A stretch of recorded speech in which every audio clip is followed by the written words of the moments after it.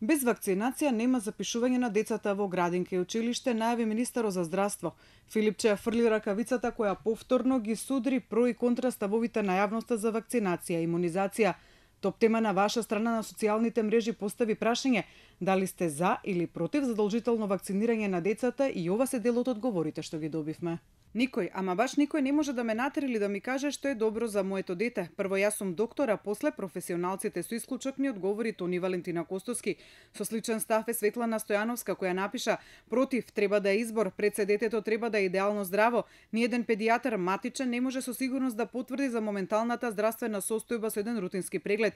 Да не зборуваме за квалитетот на вакцините и уште нешто, основното образование е задолжително. Контрастав искажа Никола Николов, кој напиша дека некои прашања не заслужуваат одговор.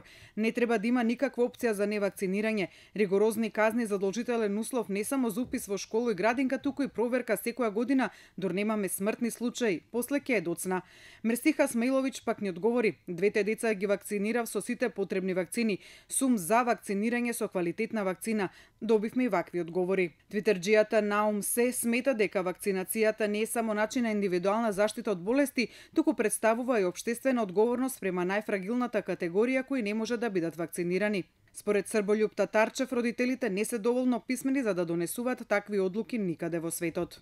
А кога се зборува за тоа како е во светот, споредба се прави со развиените западни држави и околу тоа се кршат копјата. Флорина Магденовска напиша дека во високо развиените држави нудат опции за или против со констатација дека е најпаметно да биде по избор на родителите, така никој никого нема да обвинува.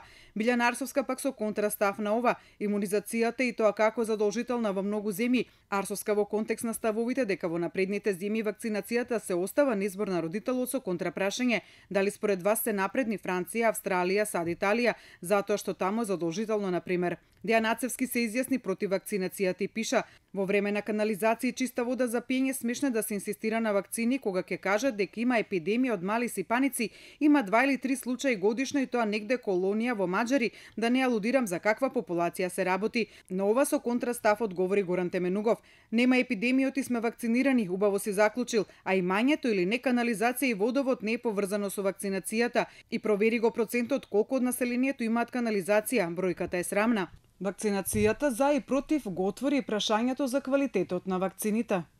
На оваа тема Игор Војновски вели дека треба да се направи разграничување помеѓу две работи: вакцинирање и квалитет на вакцини. Според него за првото како цивилизацијска придобивка не треба воопшто да се дискутира. Вакцините спасуваат живот и сите релевантни научни институции го потврдуваат тоа. Според него тоа зашто треба да се дискутира е квалитетот на вакцините кои се користат да биде контролирани што подобар. Маријан Огненовски со став дека ако гарантираат потекло и валидност на вакцините, ако преземат западноевропски закони, би бил за вакцинација. Христина Илиева пак запрша зошто ако нашите вакцини се добри, некои родители децата ги вакцинираат во странство. Зошто ние како родители немаме право да знаеме за квалитетот и производителот на вакцините и не само за бенефитот, туку и нуспојавите од истите. Лада Шоптрејанова Петровска на таа тема напиша дека до 1990-тите години вакцините ги произведувал Институтот Торлак од Белград и бил со врвен квалитет.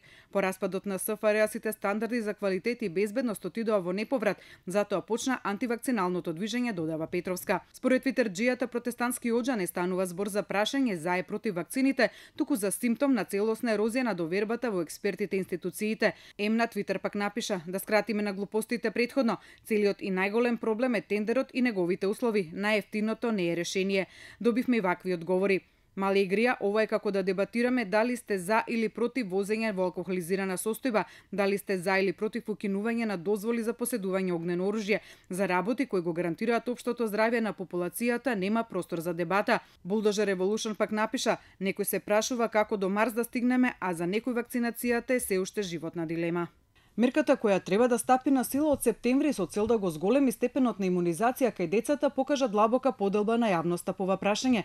На потек е експертската јавност која треба да ги расчисти овие дилеми и да одговори дали станува збор за право на избор на родителот и неговиот страф од несакани последици од вакцините или грижа за јавното здравје на нацијата без ризик од враќање на заразни смртоносни болести кои уште пред 40 години се искоренети во Македонија токму преку вакцинацијата.